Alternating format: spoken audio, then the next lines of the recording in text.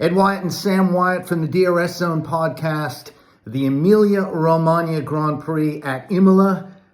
Good, bad, and interesting. Why don't you lead us off with a good? Well, the first good is the sprint. A lot of people were pessimistic about it going into it. They didn't think they should change the qualifying format. They liked it how it was. And it wasn't great last year. I mean, we saw some action. But this was the first ever overtake for the lead.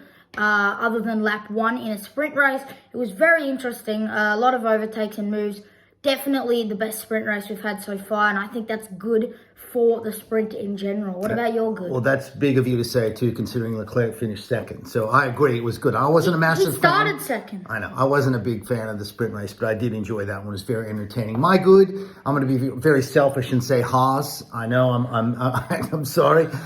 Just great to see Magnussen in 4th, and even though he slipped to 8th in the sprint race, it's just great to have them in the conversation. Remember, this was a team last year that had absolutely nothing. You never talked about them except for the fact they were last. Schumacher even had a pop at Q3, and the red flag kind of stalled him. Unlucky with the red flag, yeah. But he ended up 10th. He did. You don't score points in this race. I know, pretty bad, But he'll start 10th. That's his best ever. Very happy with that. So, all right. Good for Mick. Let's move on to bad. I will start it, and I'll go with Mercedes.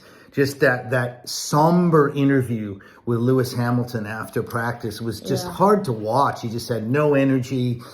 He was very depressed and upset. And then that chat with Toto Wolff where they both were kind of angry, not at each other. Yeah, just unhappy. In general with the car, yeah. Very, very sad very to negative. See that team. And you do like seeing Lewis happy. He's kind of makes everyone happy around the track. I'm going to put him bad, AlphaTauri.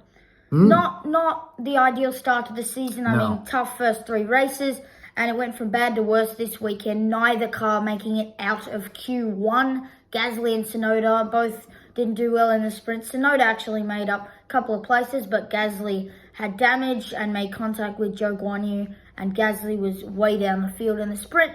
So they'll be hoping for a decent race, but not a great start. No, and especially people forget sometimes that's a team based in Italy, so they're really in front of the home fans. Home race, All right, let's finish it off with interesting. What do you got for me? I've got a record, a Formula One record, the most red flags ever in a qualifying session. 5.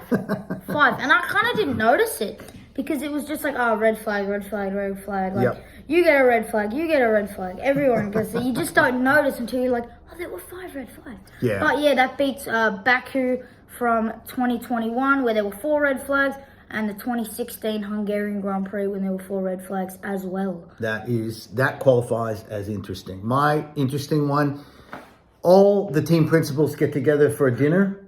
Where's Mike Crack? Mike Crack is not there. Now, they said Ted said he was working on the car. Well, he got a wrench in his hand? He's under there. Just take a night off. Go have a drink with your fellow principals. Have a meal. Let the engineers work on the car, and then go do it. They need to improve. They didn't have a good Australian. Come on, Mike. They've done all right. Get with it, Mike. I agree with you, but they do need to work on the car. All right. Question without notice. Next time, Mike Crack should show up. Prediction tonight with the race coming up. Question without notice. Not the top 3. Who wins it? Wins it. Okay. Well, before I said Leclerc. Yes, we both did. You think he still comes back and wins it? I don't know. Max seems strong. He does seem strong. That Red Bull is quite fast. But I do think Ferrari's only problem were the tyres. Yeah. If they can manage that, which I think Leclerc was only pushing because he wanted to win a sprint and he was out in front. I think if he holds second with Max, he can get his tyres in a better position and go for an overtake. And it's all down to the strategy. I'm going to stick with Leclerc. Yeah, I am too. But definitely Max up. I am too. All right, we'll see you with our podcast after the Imola Grand Prix.